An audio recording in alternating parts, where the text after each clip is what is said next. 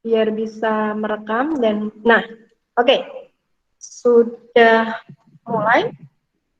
Baik, kita mulai. Bismillahirrahmanirrahim. Assalamualaikum warahmatullahi wabarakatuh. Waalaikumsalam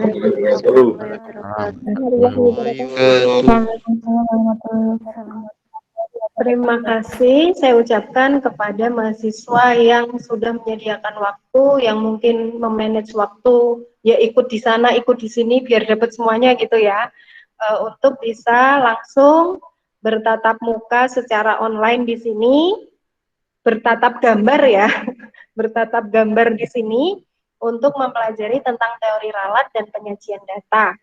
Bagi mahasiswa yang belum sempat gabung, tidak perlu khawatir, kalian nanti bisa mengikuti rekaman videonya yang seperti biasa akan saya share linknya setelah tuton ini ya, nanti agak-agak sore-sorean gitu ya, menunggu kiriman dari Google-nya juga. Baik, pada pekan ini kita akan fokus pada materi tuton 4 yang sudah saya share kemarin, tetapi materi tuton 4 itu saya simpelkan menjadi ini, menjadi latihan 2 yang ada di sini. Sekilas dulu saya kita bahas materi tuton 4. Oh iya, saya belum share ya. Kalian bisa buka dulu materi tuton 4 sembari saya share materinya.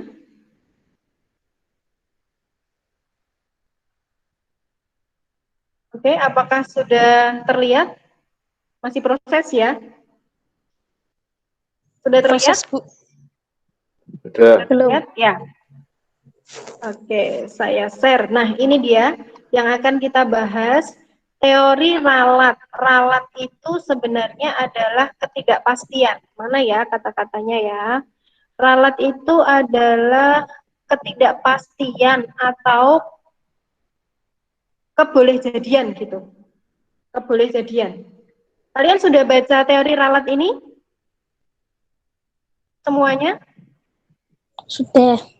Sudah. Dari teori ralat ini, apakah ada yang masih bingung? Intinya apa sih teori ralat ini? Ini, saya jelasin aja. Dulu ketika kita mengukur panjang suatu benda gitu, misalnya ini panjangnya ini ke sini pakai penggaris gitu. Ketemu, oh ternyata panjangnya 5,5 cm gitu ya. 5,5 cm. Nah, sebenarnya 5,5 cm yang setengah sentimeter itu sebenarnya tidak pasti 5,5 cm. Kenapa begitu? Karena mata itu punya keterbatasan dalam melihat. Coba kalau misalnya ketika kita mengukur dari sini ke sini itu, yang kita lihat itu nggak pakai mata kita secara langsung, tetapi pakainya itu kaca pembesar, mungkin akan terlihat, oh ternyata panjangnya itu 5,52 gitu akan terlihat. Itu ya. Karena keterbatasan mata kita, keterbatasan alat ukur kita, sehingga menyebabkan pengukuran itu hasilnya itu tidak pasti. Tidak pastinya itu sedikit sih. Angka terakhir itu merupakan angka yang tidak pasti. Jadi kalau di sini teori ralatnya ini ya, hasil pengukurannya itu adalah X plus minus delta X. Nah, sekarang kalau misalnya kita pakai mistar, mistar itu nilai terkecilnya berapa? Skala terkecilnya berapa? Mistar. Kita cari gambar mistar ya. Coba kita cari gambar mistar. Ini tadi kuliah sebelumnya, sekarang gambar mistar. Biar kita tahu bersama-sama. Nah, kok nggak mau nih? Nah, ini dia nih. Coba kita lihat. Ah, ini nggak ada satuannya. Image saja. Gambar mistar yang ada satuannya mana ya? Ini? Ya, ada satuannya juga. Mana yang ada satuannya nih? Terlihat nggak kalian? Terlihat ya, ini. Nah, ini. Coba perhatikan ini.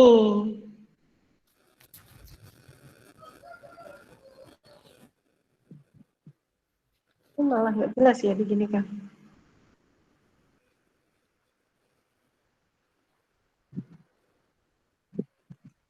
Loadingnya coba kalian lihat ini. Ini gambar mistar. Mistar itu dari sini ke sini itu kan 1 cm ya. Oke. Di sini ada angka 0. Ini walaupun nggak kelihatan, di sini ada angka 0, di sini ada angka 1. Berarti dari sini ke sini itu 1 cm. Nah, kemudian antara 0 ke 1 ini dibagi lagi menjadi kecil. Satu garisnya berarti kan 1 cm dibagi, ini ada berapa garis? Ada berapa garis coba? 10, Bu. 10 garis ya. Berarti 1 cm dibagi menjadi 10 garis. Berapa? 0,1 mili. 0,1 cm. Sentimeter. Atau kalau dalam mili 1 milimeter. 1 1 milimeter. milimeter.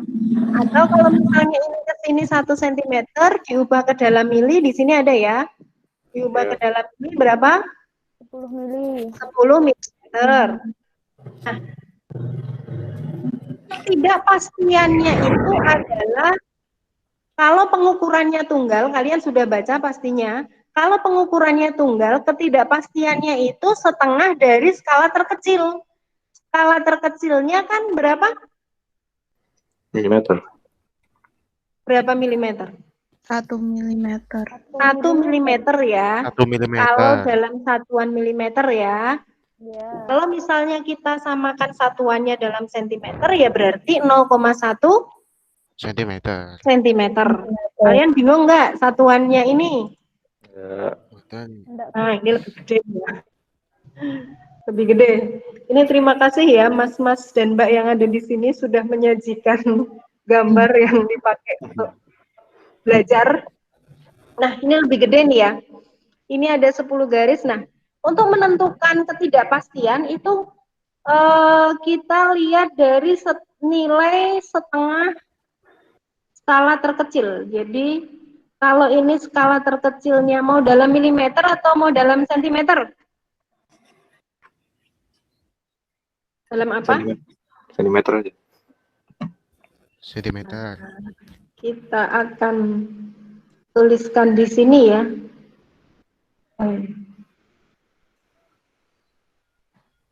Skala terkecilnya 1 milimeter. Wah, tulisannya api ya. Karena pakai komputer, pakai laptop. 1 milimeter atau berapa? 0,1 sentimeter. 1 cm. Skala terkecil saya singkat ST ya. Bukan Ya. sok tahu ya. Skala terkecil dari mistar ya tadi ya. Untuk pengukuran tunggal. Aduh, tulisan saya dimaklumi ya. Aslinya bagus loh ya. Skala terkecil dari mistar itu kan 1 milimeter atau 0,1 sentimeter. Oke? Oke. Oke, sebentar. Ada yang masuk mungkin. Ya, saya admit dulu yang masuk. Saya admit dulu. Nah, 2 aja yang masuk. Oh, mana tadi jamboardnya?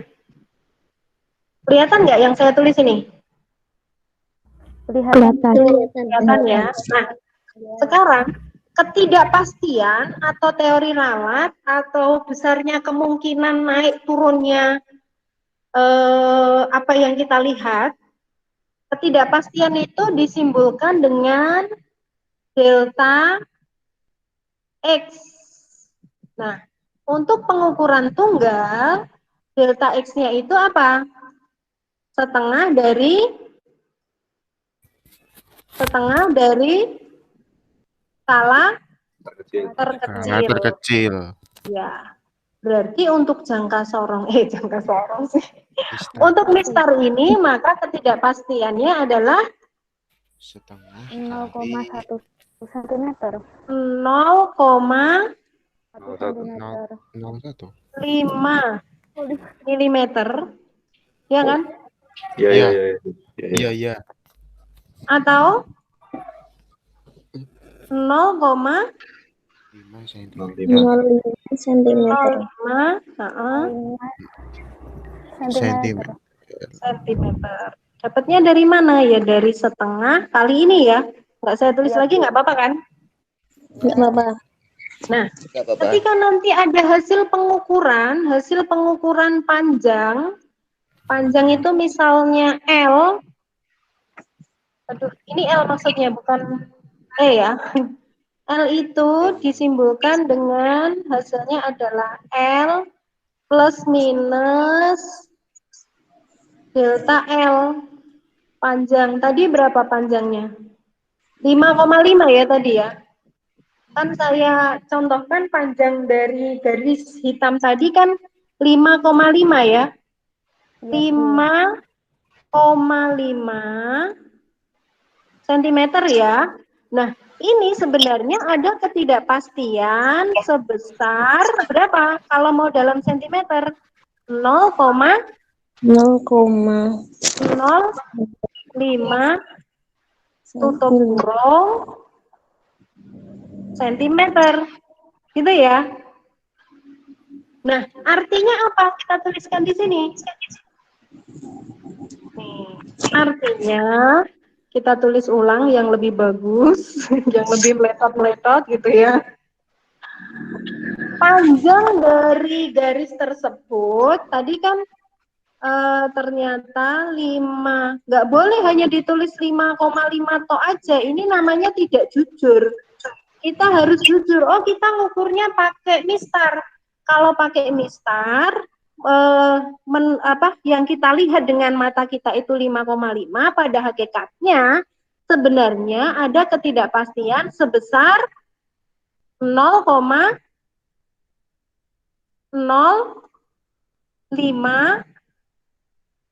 sentimeter. Artinya apa? Artinya panjangnya itu bisa aja 5,5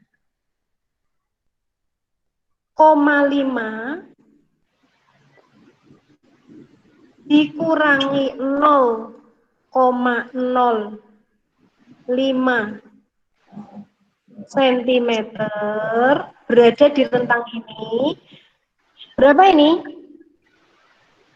5,45 5,95 ya?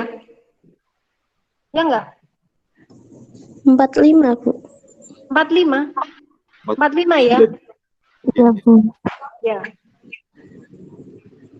45 ya, bener ya? Iya.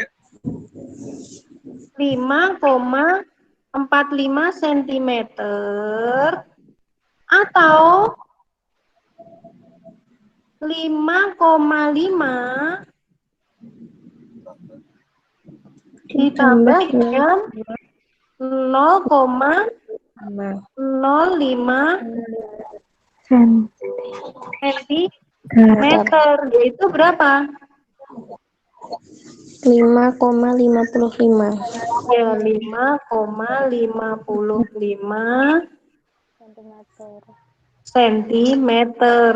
Jadi kita harus jujur. Oh ya, kira-kira panjangnya itu antara 5,45 sampai 5,55 ya, sentimeter. Kurang lebih itu. Nah, kalau dulu kan kita ngukur itu langsung pede ya. Oh, panjangnya 5,5 cm. Yakin saya. Wah, itu namanya sombong ya.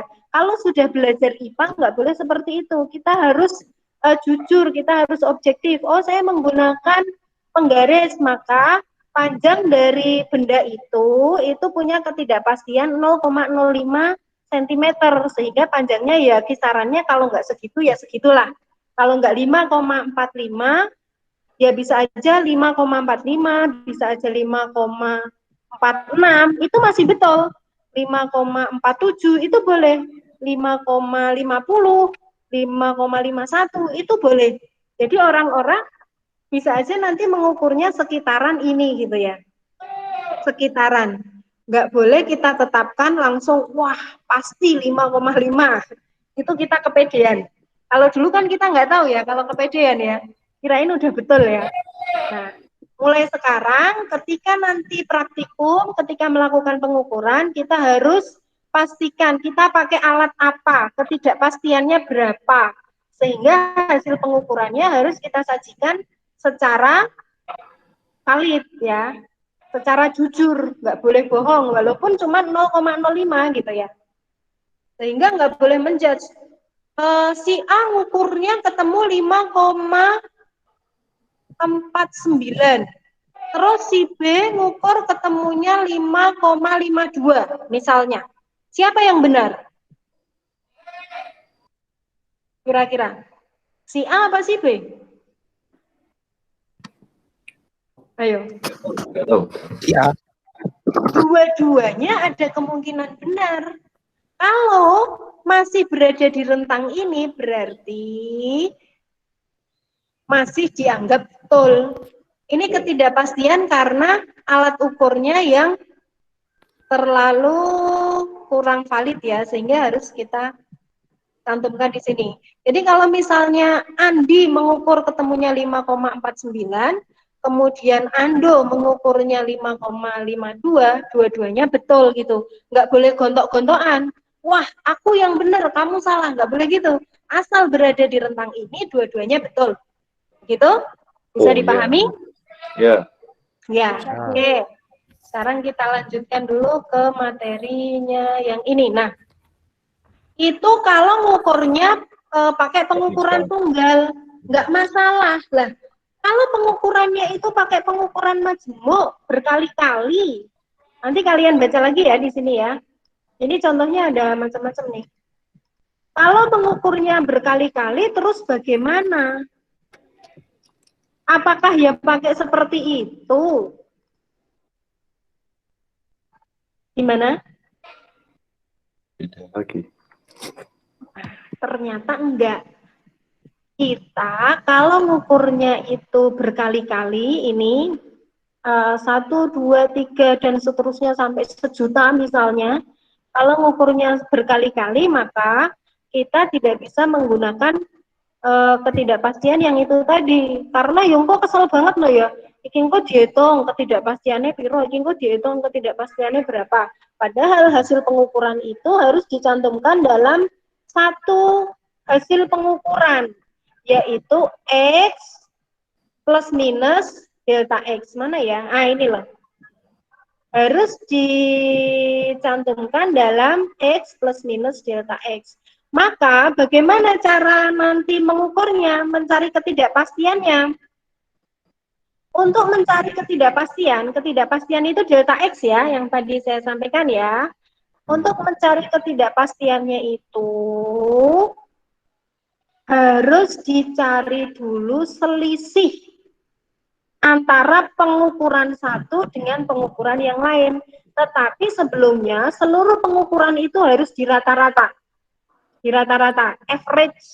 Nah, karena merata-rata ini, makanya nanti kita perlukan Excel biar gampang. Kalau ngerata-ngeratanya secara manual, lama banget. Kalau datanya salah, nanti harus busuk-busuk pakai tip X, lama. Susah.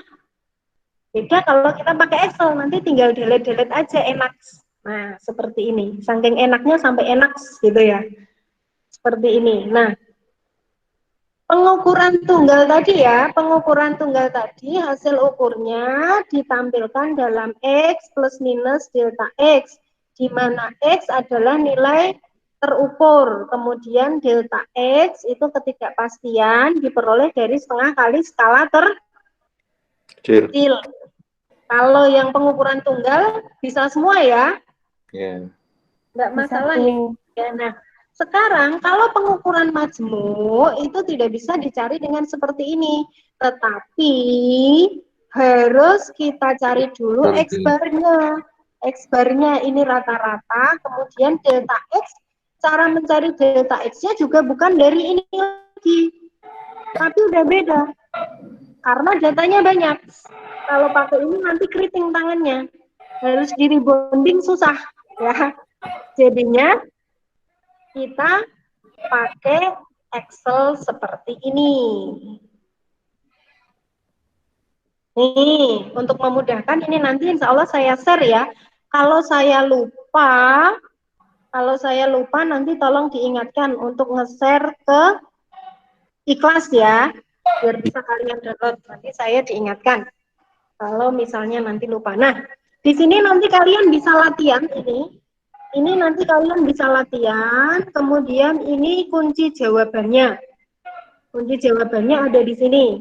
Kalau hasilmu ini nanti sama dengan yang di sini, berarti udah betul. Tapi kalau hasil perhitunganmu tidak sama dengan yang di sini, berarti salah. Gitu ya. Oke.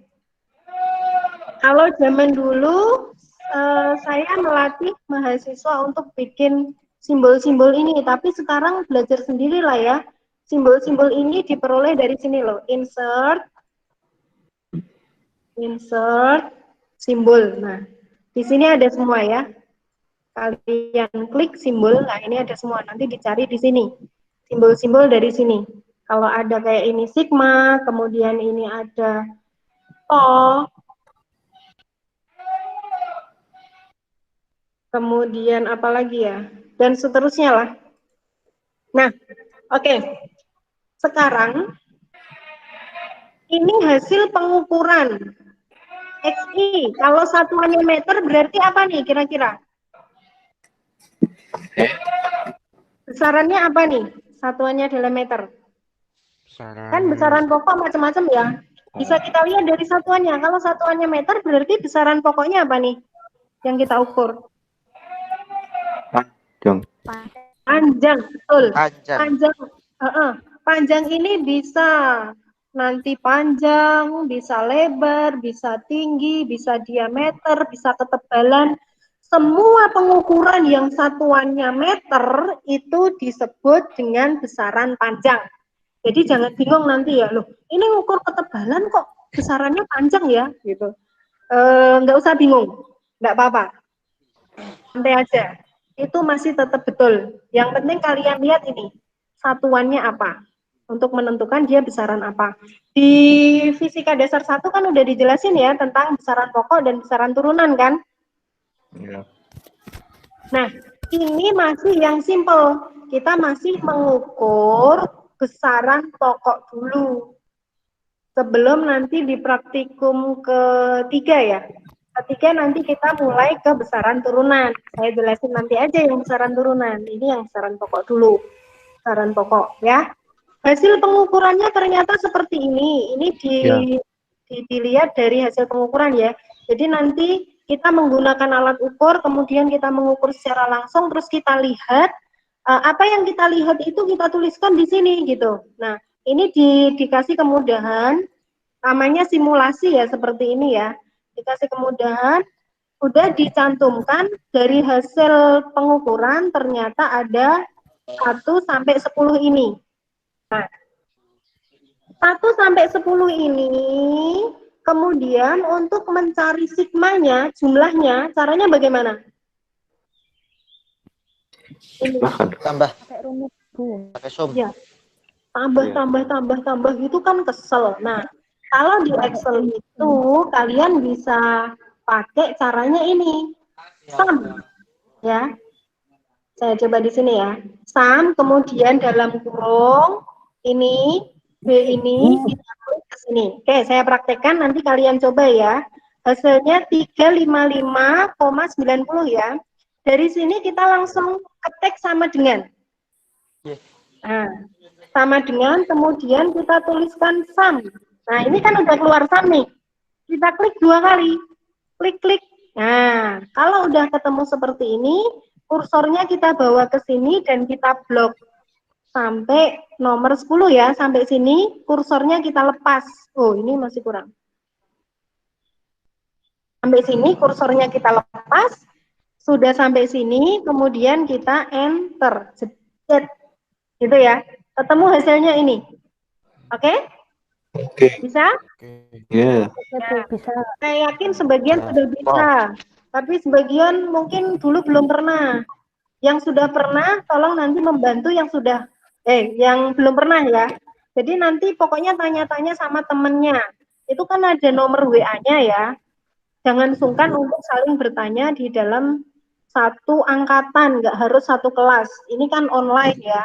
Kalau nggak online sih kadang terbatasi dengan satu kelas, tapi karena ini online, maka kalian temenannya bisa lebih luas lagi ke satu angkatan gitu. Nah, ini tadi kita lihat rumusnya ini kan G. G itu ini ya. G itu kolom G, kemudian 6 itu baris ke-6. G6 sampai G berapa ini? Sampai G15. Ngeceknya seperti itu. Tinggal kita klik 2 kali itu untuk ngeceknya. Nah, itu kalau di sini. Kalau di sini berarti B ya. B6. Ini kan B6 nih. B6 sampai B14 ya. B15 ya harusnya ya. Sampai sini kan? Ya. Sampai B15. B15 ya ini ya. Oke. Gitu. Jadi nanti kalian klik di sini sama dengan kemudian ketik sum, kemudian setelah keluar sumnya kita klik 2 kali, terus kita blok data yang mau kita jumlahkan ya.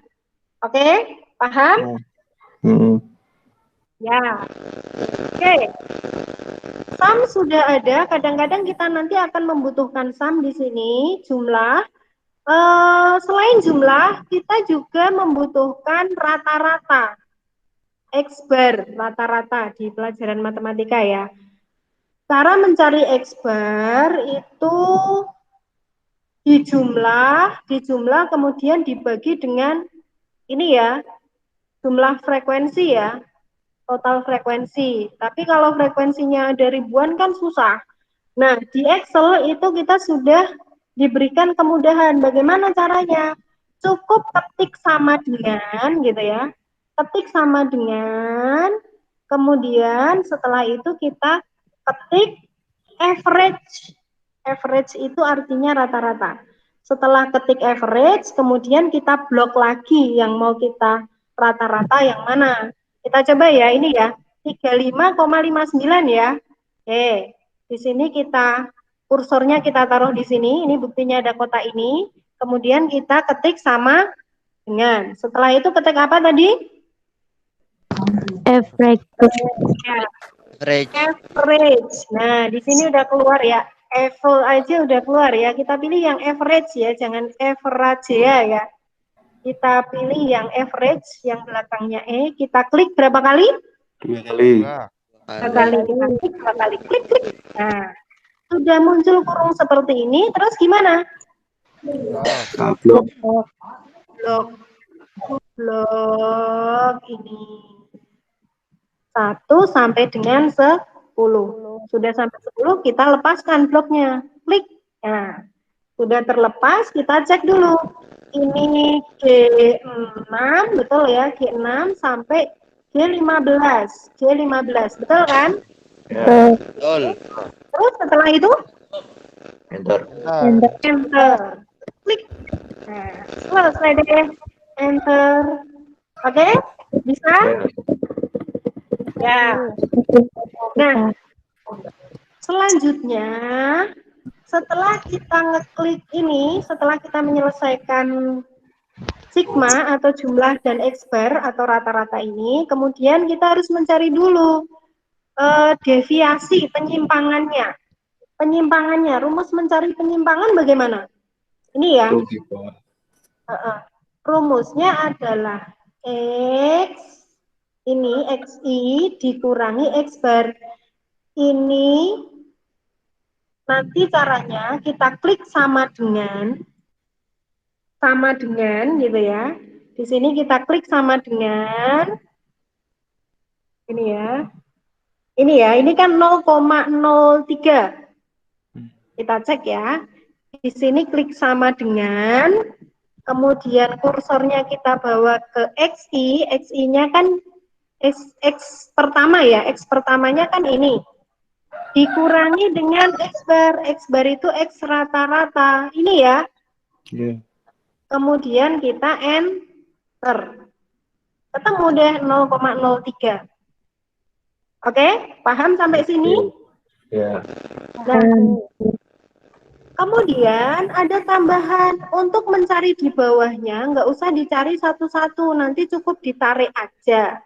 Tetapi kalau ditarik itu, ini nanti G6 ketika di sini akan jadi G7. Kemudian G17-nya akan jadi G18. Padahal X bar-nya itu kan hanya di G17 ya. Tidak boleh pindah ke G18 kan. Makanya di sini kita kasih dolar. Ingat-ingat, dengarkan saya, cara mencari dolar itu adalah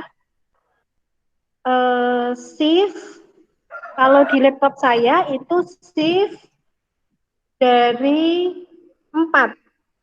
Shift dari 4 ini dolar. Nanti kalian bisa lihat laptopnya masing-masing. Terus kita enter. Nah, ketika kita tarik, ini kita tarik dulu. Ini kita tarik dulu sampai 0,01 ya.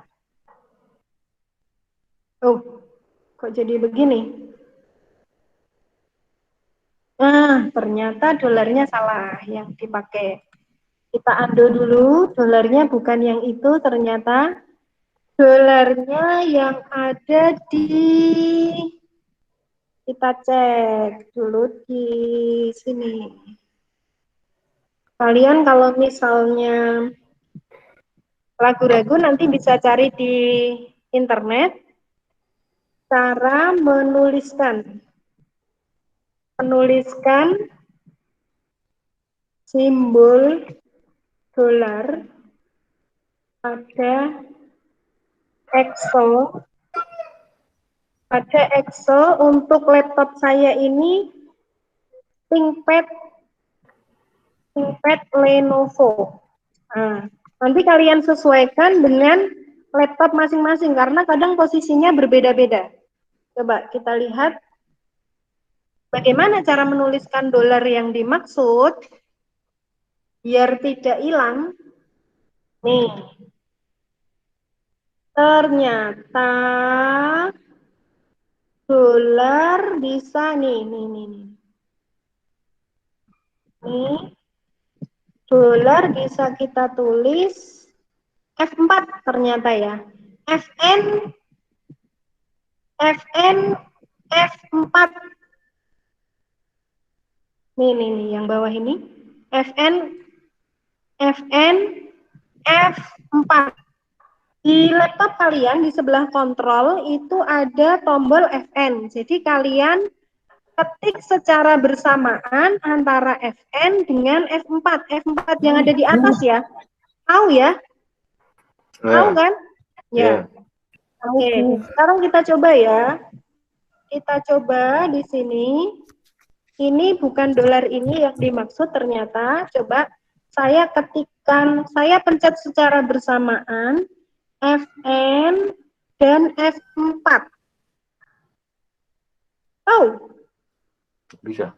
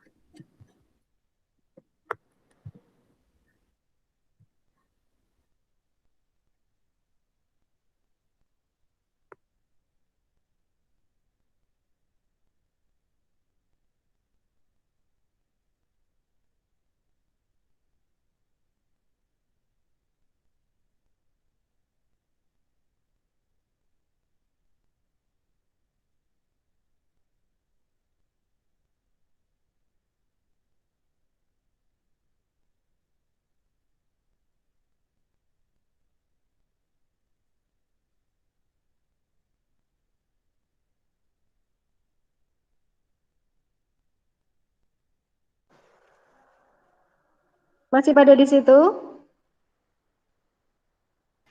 Masih, Bu. Ya. Ternyata Masih, Bu. bukan ini dulu. Bukan ekmat. Coba di tombol kalian. Di tombol kalian. Coba. Saya presenting ini enggak? Bentar. Aduh.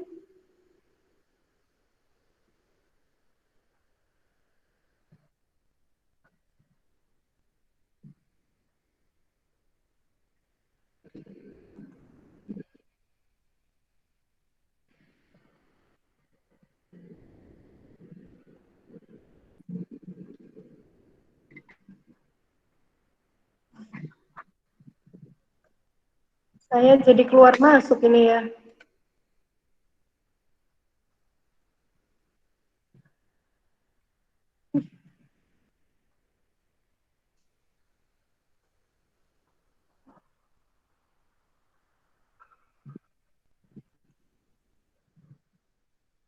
Aduh, saya jadi keluar masuk.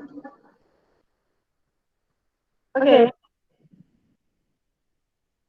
Ya, gini aja. FN-nya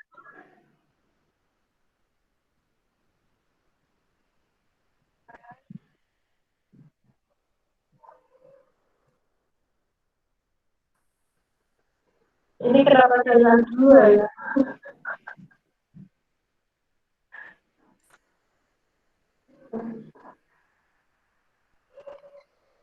Saya ada dua sih, di sini ada lima. Ya, saya tinggal satu ya. Oke.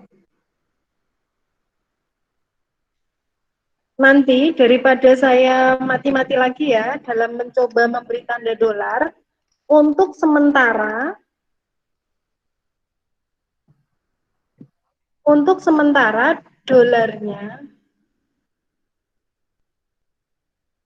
dolarnya kita ganti dengan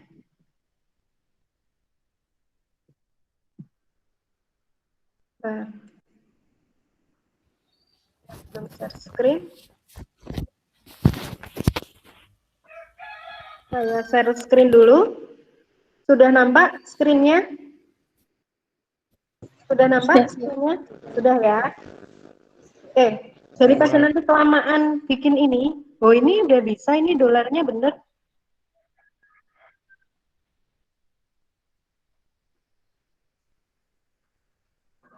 Oh enggak.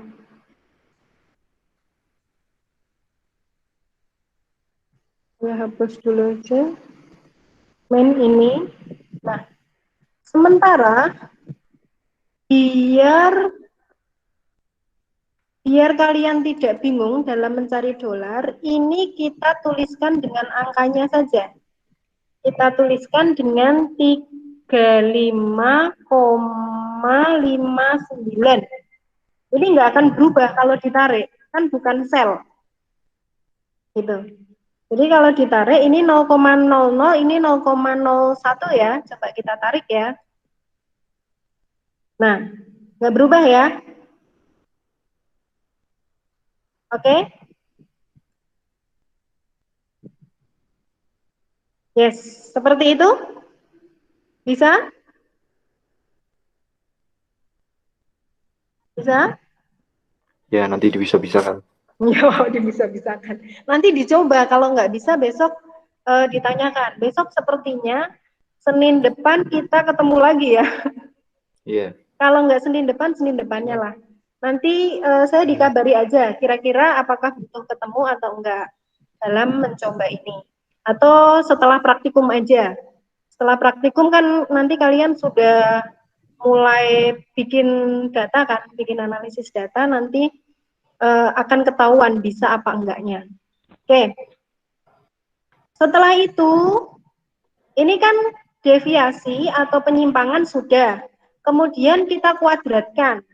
Bagaimana cara menguadratkan di sini? Cara menguadratkannya adalah cukup sel ini, kita klik di sini sama dengan ini ya, kita lihat ya. Kita klik di sini sama dengan, kemudian kita kasih caping. Caping itu ini loh. Caping itu adalah shift 6. Shift 6 itu caping. Jadi, kemudian shift 6, kemudian 2. Kita tuliskan angka 2. Caping 2 ini artinya pangkat 2. Coba kita lihat. Nah, ini. Ini diperoleh dari sama dengan, ya, gimana? Jelas? Jelas nggak? Jelas, Bu. Jelas ya. Ini diperoleh dari sama dengan, kemudian setelah menulis sama dengan, kursornya kita bawa ke sini, klik gitu, kemudian kita tulis caping. Saya ulang ya. Ini kita tuliskan sama dengan, kemudian kursor kita bawa ke sini, klik, gitu ya. Kemudian kita ketik, kita pencet secara bersamaan shift dan angka 6. Sehingga muncul caping seperti ini ya. Oke, caping sudah? Iya, Setelah caping kita, pangkatnya berapa? Pangkatnya berapa? 2. Iya, Bu. Angka 2 biasa. 2. Kalau sudah seperti ini, terus bagaimana? Enter. Enter. Enter. Seret. Ya. Nah, kemudian ke bawah bisa nggak langsung ditarik? Bisa nggak kalau seperti ini nanti langsung ditarik? Bisa. Bisa, karena ini duanya itu akan tetap 2, yang berubah hanya aja. Setelahnya nanti di sini akan menjadi H7, H8, dan seterusnya, tapi duanya akan tetap. Coba kita tarik ya. Apakah benar seperti itu sampai di angka 10 ya? Nah, sekarang coba kita lihat. Nah, ini hanya jadi H7. Kemudian yang di sini jadi H8 dan seterusnya. Sama dengan yang di sini tadi. G7, 7. G8 dan seterusnya ya. Oke. Dan seterusnya. Kemudian di sini sum. Ini sum dari atasnya, jumlah dari atasnya, ini average dari atasnya, cukup kita tarik dari yang di sini. Ini tadi kan sum. Nah, kita tarik aja pojok. Ini ada kotak ini ya, kita tarik. Seret. Sampai sini. Nah, ini sumnya kok. Aduh. 0,30. Tadi jadi berapa?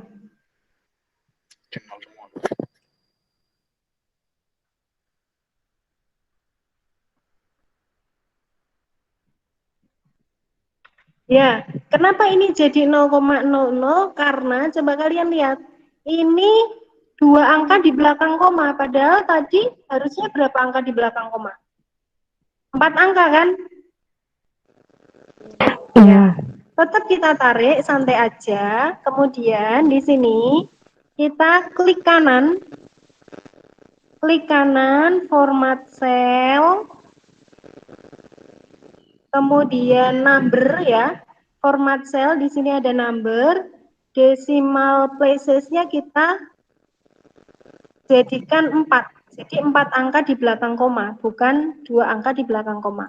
Oke, udah jadi deh seperti itu. Dan ternyata sudah jam 11. Nah, kemudian untuk menghitung ketidakpastian, caranya di sini ada, nanti kalian pelajari. Menghitung ketidakpastian relatif atau kesalahan. Kalau ini untuk mengetahui rentang pengukuran delta X, ketidakpastian itu rentang pengukuran. Kalau yang ini delta XR itu untuk mengetahui kesalahan, tingkat kesalahannya. Kesalahannya berapa? Kalau ini berarti 5%. Ini aturan angka pentingnya sudah ada di materi itu, nanti kalian baca. Kemudian di sini menghitung ketelitian. Ketelitian caranya 100% dikurangi dengan ini. Berarti tingkat kesalahannya itu 5%. Berarti ini lumayan valid gitu loh. Coba kalian sesuaikan dengan teori yang diajarkan di Fisika Dasar 1 ya. Di Ibu Indah ya. Sama, nanti akan seperti itu. Nah, kemudian di sini hasil pengukuran. Hasil pengukurannya X sama dengan X bar plus minus delta X. Nah, ini di sini kita tuliskan otomatis ini X barnya kan ini. X barnya ini, berarti tinggal kita tuliskan sama dengan, kemudian kursornya kita bawa ke sini. Kemudian delta X-nya itu mana? Delta X-nya kan ini. Nah, tinggal di sini kita tuliskan sama dengan delta X. Kita tuliskan sama dengan kursornya kita bawa ke sini. Gitu ya? Oke? Oke. Ya. Ya. Waktunya sudah habis. Yang lain-lainnya nanti kalian pelajari sendiri. Insya Allah saya tunggu kabarnya apakah pekan depan perlu ketemu atau kalian cukup belajar mandiri dulu. Kalau belajar mandiri dulu, saya tetap akan sajikan materi tutorialnya. Dan untuk hari ini cukup sekian dulu ya. Terima kasih sekali atas kehadiran rekan-rekan semua. Mudah-mudahan yang kita pelajari bisa bermanfaat. Dari saya kurang dan lebih mohon maaf. Amin. Jangan lupa untuk bertanya jika masih belum paham. Saya mengharapkan bertanyanya itu di grup biar semua teman-teman tahu kalau punya pertanyaan yang sama itu sekalian terjawab gitu. Jadi biar yang lain juga ada pencerahan. Gitu ya. Iya, Bu. Ya, Sekian Bu. dari saya. Assalamualaikum warahmatullahi wabarakatuh. Waalaikumsalam warahmatullahi wabarakatuh. Saya akhiri ya. Ininya ya. Stop record.